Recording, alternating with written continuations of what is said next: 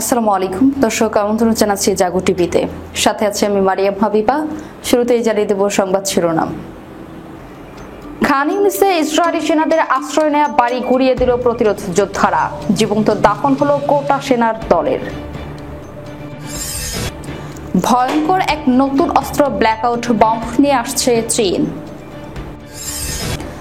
যুক্তরাষ্ট্র ইসরায়েলের সঙ্গে সম্পর্ক থাকলে মৃত্যুদণ্ড, ইরানের নতুন আইন।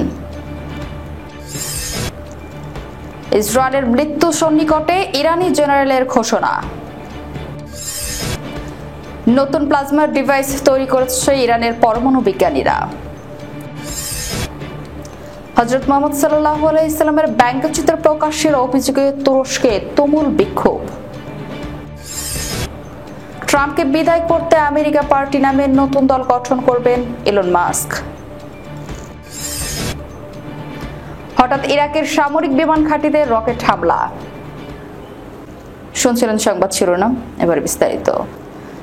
খান ইউনিসে ইসরায়েলি সেনাদের আশ্রয় নেওয়া বাড়ি ঘুরিয়ে দিল প্রতিরোধ যোদ্ধারা। জীবন্ত দাফন হলো গোটা ইসরায়েলি সেনার দলের। ফিলিস্তিনের গাজা উপত্যকার পূর্ব খান ইউনিসে ইসরায়েলি সেনাদের অবস্থান করা একটি বাড়িতে বিস্ফোরণ ঘটিয়েছে ফিলিস্তিনি ইসলামিক জিহাদ গোষ্ঠীর যোদ্ধারা। বিস্ফোরণে ইসরায়েলি সেনাদল বাড়িটির নিচে চাপা পড়ে।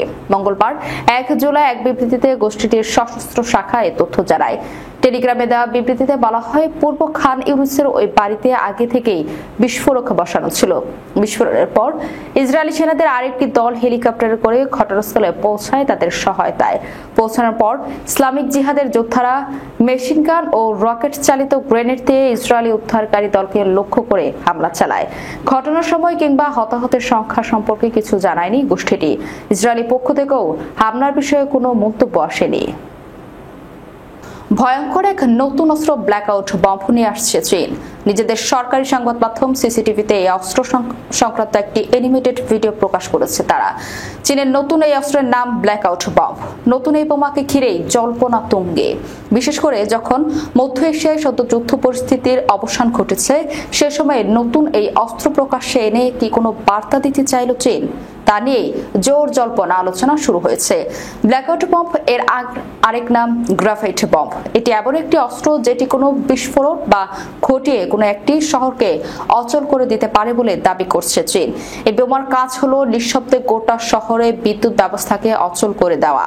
এই বোমা মূলত হাই ভোল্টেজ বিদ্যুৎ ট্রান্সফরমার এবং বিদ্যুৎ কেন্দ্রগুলোকে নিশানা বানাবে। কার্বন ফিলামেন্টকে ব্যবহার করে বিদ্যুৎ ব্যবস্থার শর্ট সার্কিট সৃষ্টি করে পুরো ব্যবস্থাকে অচল করে দেবে। চীনের সরকারি সংবাদ মাধ্যম সিসিটিভির তথ্য বলছে, মূলত কোনো শহরের বিদ্যুৎ কেন্দ্রগুলো চিহ্নিত করে সেগুলোকে নিশানা বানাতে সক্ষম এই বোমা। একটি বোমা 1,07,500 বর্গফুট এলাকার বিদ্যুৎ ব্যবস্থাকে অচল করে দিতে পারে। এই বোমা ভূমি থেকে উৎক্ষেপণ করা যায়, ক্ষেপণাস্ত্রের মতো কাজ করে। 290 কিলোমিটার দূরত্বের লক্ষ্যবস্তুতে আঘাত হানতে সক্ষম এই বোমা। একটি বোমায় 490 কেজি বিস্ফোরক থাকবে। বোমা থেকে ছোট ছোট সিলিন্ডার মতো অংশ আলাদা হয়ে লক্ষ্যবস্তুকে নিশানা করে। অনেকে মনে করছেন আধুনিক বিশ্বে এই বোমা যুদ্ধের কৌশল বদলে দিতে পারে। ইরানের সংসদে একটি নতুন আইন পাশ করেছে, যেখানে ইসরায়েল, যুক্তরাষ্ট্র বা অন্যান্য শত্রু গোষ্ঠীর সঙ্গে সহযোগিতাকে মৃত্যুদণ্ডযোগ্য অপরাধ হিসেবে গণ্য করা হয়েছে। একই সঙ্গে ইন্টারনেট নিয়ন্ত্রণ এড়িয়ে যাওয়ার জন্য স্টারলিংক সহ যে কোনো অনুমোদিত টুল ব্যবহারের উপরও নিষেধাজ্ঞা আরোপ করা হয়েছে। এই আইন অনুসারে ইসরায়েল ও যুক্তরাষ্ট্রের সঙ্গে যে কোনো ধরনের সহযোগিতা পৃথিবীতে দুর্নীতি ছড়ানো হিসেবে চিহ্নিত করা হয়েছে, যার সর্বোচ্চ শাস্তি মৃত্যুদণ্ড। বিশেষভাবে ইসরায়েলের কথা উল্লেখ করে বলা হয়েছে, যারা ইসরায়েলকে সামরিক, আর্থিক ও প্রযুক্তিগত সহায়তা দেবে তাদের সর্বোচ্চ শাস্তি ভোগ করতে হবে। আইনে বলা হয়েছে, ইসরায়েল, যুক্তরাষ্ট্র বা অন্যান্য শত্রু সরকার ও গোষ্ঠী অথবা তাদের এজেন্টদের পক্ষে গোয়েন্দা গুপ্তচর বৃদ্ধি বা কোনো অপারেশন চালানো দেশের নিরাপত্তা বা জাতীয় স্বার্থের বিরুদ্ধে কাজ হিসেবে বিবেচিত হবে এবং তা পৃথিবীতে দুর্নীতি হিসেবে চিহ্নিত হয়ে মৃত্যুদণ্ডযোগ্য অপরাধ হবে। আইনের 3 অনুচ্ছেদ অনুযায়ী সামরিক বা ধ্বংসাত্মক উদ্দেশ্য ব্যবহারের জন্য ড্রোন তৈরি, স্থানান্তর বা আমদানি করাও মৃত্যুদণ্ডের আওতায় পড়বে। এর সঙ্গে অন্তর্ভুক্ত করা হয়েছে সাইবার হামলা, যোগাযোগ নেটওয়ার্কে বিঘ্ন এবং সরকারি বা বেসরকারি স্থাপনায় ধ্বংসাত্মক কর্মকাণ্ড। এছাড়া কারোর সঙ্গে সক্রিয়ভাবে কাজ না করলেও কেউ যদি গোয়েন্দা সংস্থার কাছ থেকে অর্থ গ্রহণ করে তা জেনেও তবে তাও শাস্তিযোগ্য অপরাধ হিসেবে বিবেচিত হবে। রাজনৈতিক, সাংস্কৃতিক, গণমাধ্যম বা প্রচারমূলক এমন যে কোনো কাজ যা জনমনে ভয়, বিভাজন সৃষ্টি করে বা জাতীয় নিরাপত্তাকে ক্ষতিগ্রস্ত করে তার জন্য 10 থেকে 15 বছরের কারাদণ্ড নির্ধারণ করা হয়েছে। শত্রু বিদেশি নেটওয়ার্ক এর সঙ্গে তথ্য বা কন্টেন্ট শেয়ার করে মনোবল দুর্বল করা বা জাতিগত বিভাজন তৈরির অপরাধে 2 থেকে 5 বছরের কারাদণ্ড হবে। যুদ্ধকালীন অবৈধ বিক্ষোভে অংশগ্রহণ করলে 5 থেকে 10 বছরের কারাদণ্ড হবে। স্টারলিংক সহ যে কোনো অনুমোদিত ইন্টারনেট যোগাযোগ মাধ্যমে ব্যবহারে 6 মাস থেকে 2 বছর কারাদণ্ড হবে। তবে যদি কেউ 10টির বেশি স্টারলিংক ডিভাইস আমদানি করে এবং ইসলামী প্রজাতন্ত্রের বিরোধিতার উদ্দেশ্যে থাকে তবে তার জন্য 5 থেকে 10 বছরের কারাদণ্ড নির্ধারণ করা হয়েছে। ইসরায়েলের মৃত্যু সন্নিকটে, ইরানি জেনারেলের ঘোষণা। ইরানের শীর্ষ সেনা কর্মকর্তা মেজর জেনারেল ইয়াহিয়া রহিম সাফাতি হুঁশিয়ারি উচ্চারণ করে বলেছেন, জায়নিস্ট শাসক গোষ্ঠী ও নেতানিয়াহুর পতন এখন সময়ের ব্যাপার মাত্র। তিনি আরো বলেন, শত্রুদের আরেকটি ভুল গোটা অঞ্চলে তাদের স্বার্থ ও ঘাঁটিগুলোকে চরম বিপদের মুখে ফেলবে। তেহরান ভিত্তিক আধা সরকারি বার্তা সংস্থা তাসনিম নিউজ জানিয়েছে, সোমবার তেহরান ইসরায়েলি হামলায় নিহত ইরানের সশস্ত্র বাহিনীর চিফ অব স্টাফ লে জেনারেল মোহাম্মদ হোসেন বাকিরের স্মরণ সভায় বক্তব্য রাখতে গিয়ে সাফাভি এ মন্তব্য করেন। তিনি বলেন, বড় শয়তান যুক্তরাষ্ট্র এবং ছোট শয়তান ইসরায়েল ইরানের বিরুদ্ধে সাম্প্রতিক আগ্রাসনের মাধ্যমে তাদের কোনো লক্ষ্য অর্জন করতে পারেনি, বরং এই হামলার মাধ্যমে জায়নিস্টদের মৃত্যুচক্র আরও ত্বরান্বিত হয়েছে বলে দাবি করেন তিনি। সাফাভিয়া জানান, শত্রুর অনুরোধে সাময়িক যুদ্ধবিরতি কার্যকর হয়েছে, কিন্তু ইরান এখন শত্রুদের স্বার্থ, ঘাঁটি ও বাহিনী সম্পর্কে পর্যাপ্ত তথ্য রাখে। তিনি বলেন, ইরানের ইসলামী বিপ্লবী গার্ড বাহিনীর শক্তি শুধু মধ্যপ্রাচ্যে নয়, এর বাইরেও বিস্তৃত। আমাদের টার্গেট ডাটা ব্যাংকে শত্রু সব ঘাঁটি ও স্বার্থ চিহ্নিত আছে এবং হাজার হাজার ক্ষেপণাস্ত্র সেই লক্ষ্যে প্রস্তুত। তিনি আরো বলেন, যদি শত্রুরা আবার কোনো ভুল করে বা হিসাব মিলাতে ব্যর্থ হন তাহলে ইরান আরো ভয়াবহভাবে প্রতিক্রিয়া জানাবে।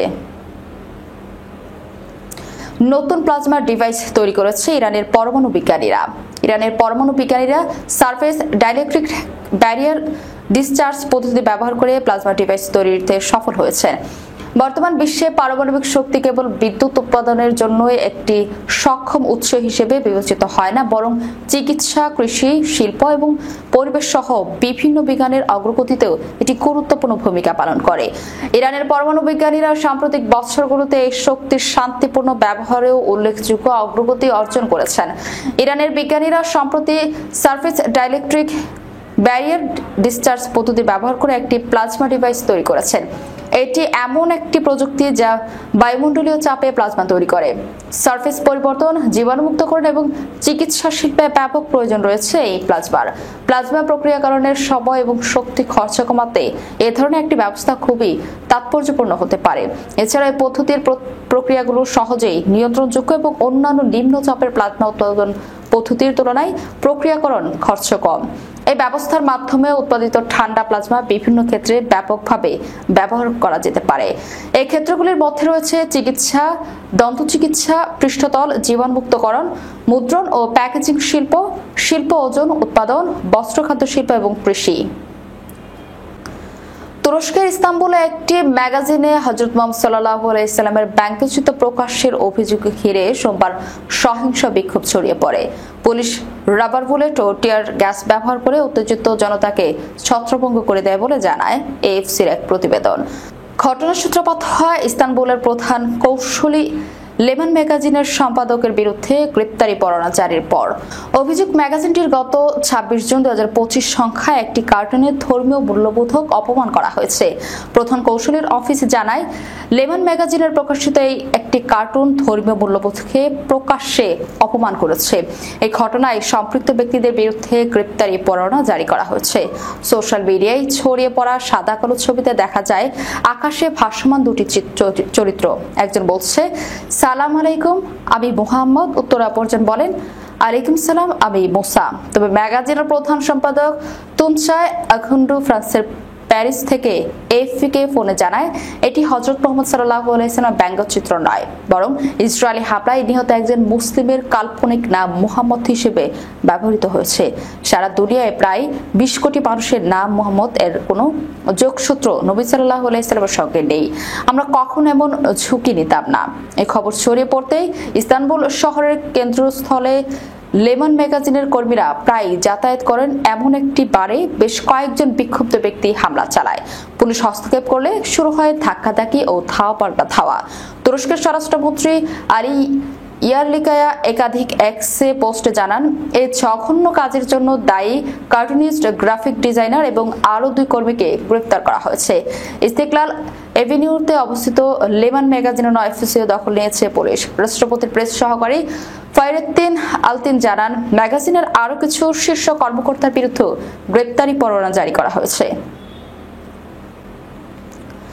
ট্রাম্পকে বিদায় করতে আমেরিকা পার্টি নামে নতুন দল গঠন করবে এলন মাস্ক। যুক্তরাষ্ট্রের প্রেসিডেন্ট ডোনাল্ড ট্রাম্পের কঠোর সমর্থন হিসেবেই পরিচিত ছিলেন এলন মাস্ক, কিন্তু এবার ট্রাম্পের প্রস্তাবিত ব্যয়বহুল কর বিল নিয়ে দ্বন্দ্বে জড়িয়ে পড়েছেন এই ধনকুবের। সোমবার সামাজিক যোগাযোগ মাধ্যম এক্সে মাস্ক জানিয়েছেন, সিনেটে বিতর্কিত কর বিল পাস হলে তিনি আমেরিকা পার্টি নামে একটি নতুন রাজনৈতিক দল গঠন করবেন। মাস্ক বলেন, যারা খরচ কমানোর প্রতিশ্রুতি দিয়ে নির্বাচিত হয়েছেন কিন্তু এই বিপুল ঋণ বাড়ানোর বিলের পক্ষে ভোট দিয়েছেন, তাদের লজ্জায় মাথা হেট করে রাখা উচিত। আমি নিশ্চিত করব তারা যেন আগামী নির্বাচনের প্রাথমিক পর্বে বাদ পড়েন। কিছুক্ষণ পর দেয়া আরেক পোস্টে মাস্ক বলেন, এই বিল পাস হলে পরদিনই আমি আমেরিকা পার্টি গঠন করব। তার দাবি, যুক্তরাষ্ট্রের বর্তমানে কার্যরত একদলীয় শাসন চলছে, যাকে তিনি আখ্যা দিয়েছেন পর্কি পিগ পার্টি নামে। মাস্কের মতে সময় এসেছে এমন একটি নতুন রাজনৈতিক শক্তি গঠনের যারা জনগণের প্রকৃত স্বার্থ নিয়ে কথা বলবে। এর আগে হোয়াইট হাউসের সরকারি দক্ষতা বিভাগ উদ্যোগের উপদেষ্টা হিসেবে দায়িত্ব পালন করেছিলেন মাস্ক। ট্রাম্পের পুনর্বিবেচনার প্রচারেও তিনি প্রায় $275 মিলিয়ন খরচ করেছিলেন, কিন্তু সাম্প্রতিক সময়ে প্রস্তাবিত কর বিল ঘিরে এই সম্পর্ক তিক্ত হয়ে উঠেছে। মাস্ক অভিযোগ করেছেন, বিলটি পাস হলে দেশের ঋণ $5 ট্রিলিয়ন বেড়ে যাবে, যা ঋণের দাসত্ব তৈরি করবে। একই সঙ্গে তিনি কংগ্রেস সদস্যদের বিরুদ্ধে প্রচার চালানোর ঘোষণা দিয়েছে। যুক্তরাষ্ট্রের রাজনীতিতে মাস্কের এই পদক্ষেপ বিশাল আলোচনার জন্ম দিয়েছে। বিশেষজ্ঞরা বলছেন, শীর্ষ ধনকুবের নতুন দল গঠনের ঘোষণাটি শুধু ট্রাম্প নয়, পুরো রিপাবলিকান পার্টির জন্য বড় ধরনের চ্যালেঞ্জ হয়ে উঠতে পারে। এবার ইরাকের কিরকুক বিমানবন্দরের সামরিক অংশে 2টি রকেট আঘাত এনেছে বলে খবর পাওয়া গেছে। এতে 2 নিরাপত্তা কর্মী আহত হন। মঙ্গলবার ইসরায়েলি সংবাদ মাধ্যম টাইমস অফ ইসরায়েলের এক প্রতিবেদনে এই তথ্য জানানো হয়েছে। দেশটির এক সিনিয়র নিরাপত্তা কর্মকর্তা জানান, ইরাকের উত্তরের কিরকুক বিমানবন্দরের সামরিক অংশে রোববার রাতে কাতিউসার রকেট হামলা চালানো হয়েছে। এই ঘটনায় 2 জন নিরাপত্তা সদস্য আহত হয়েছেন। একই সময়ে আরও একটি রকেট শহরের একটি বাসায় আঘাত এনেছে। নাম প্রকাশ না করার শর্তে এক জ্যেষ্ঠ নিরাপত্তা কর্মকর্তা বলেন, কিরকুক বিমানবন্দরের সামরিক অংশে 2টি কাতিউসার রকেট আঘাত এনেছে। এতে 2 জন নিরাপত্তা কর্মী সামান্য আহত হয়েছেন। এ সময় ছোড়া একটি রকেট বিস্ফোরিত হয়নি। তিনি আরো বলেন, আরেকটি রকেট কিরকুক শহরের উরবাপাড়ায় একটি বাড়িতে আঘাত এনেছে। এতে বসত বাড়িটি ক্ষতিগ্রস্ত হয়েছে। প্রতিবেদনে বলা হয়েছে, কিরকুক বিমানবন্দরের সামরিক অংশে ইরাকি সেনাবাহিনী, ফেডারেল পুলিশ এবং হাশেদ আল শাবির ঘাঁটি রয়েছে। হাশেদ আল শাবি হল সাবেক ইরানপন্থী আধা সামরিক বাহিনীর একটি জোট। গোষ্ঠীটি একটি নিয়মিত সশস্ত্র বাহিনীর সঙ্গে অভিভূত হয়েছে। একটি নিরাপত্তা সূত্র সরকারি সংবাদ মাধ্যম INA নিউজ এজেন্সিকে জানিয়েছে, 2টি রকেট কিরকুক বিমানবন্দরের সামরিক বিমান ঘাঁটিতে আঘাত এনেছে। এর মধ্যে একটি রানওয়ের কাছে পড়েছে এবং অপরটি শহরের একটি বাড়িতে আঘাত করে। তবে হামলার ঘটনায় কেউ দায় স্বীকার করেনি। যাবার আগে শিরোনামগুলো জানিয়ে দেবো আরো একবার। খান ইউনিসে ইসরায়েলি সেনাদের আশ্রয় নেওয়া বাড়ি গুড়িয়ে দিল প্রতিরোধ যোদ্ধারা। জীবন্ত দাফন হলো গোটা সেনার দলের। ভয়ঙ্কর এক নতুন অস্ত্র ব্ল্যাকআউট বম্ব নিয়ে আসছে চীন। যুক্তরাষ্ট্র ইসরায়েলের সঙ্গে সম্পর্ক থাকলে মৃত্যুদণ্ড, ইরানের নতুন আইন। ইসরায়েলের মৃত্যু সন্নিকটে, ইরানি জেনারেলের ঘোষণা। নতুন প্লাজমা ডিভাইস তৈরি করেছে ইরানের পরমাণু বিজ্ঞানীরা। হযরত মুহাম্মদ সাল্লাল্লাহু আলাইহি ওয়াসাল্লামের ব্যঙ্গচিত্র প্রকাশের অভিযোগে তুরস্কে তুমুল বিক্ষোভ। ট্রাম্পকে বিদায় করতে আমেরিকা পার্টি নামে নতুন দল গঠন করবেন ইলন মাস্ক। হঠাৎ ইরাকের সামরিক বিমান ঘাঁটিতে রকেট হামলা। এই ছিল এখনকার মতো। পরবর্তী সংবাদ দেখার আমন্ত্রণ রইল। ধন্যবাদ সবাইকে। আল্লাহ হাফেজ।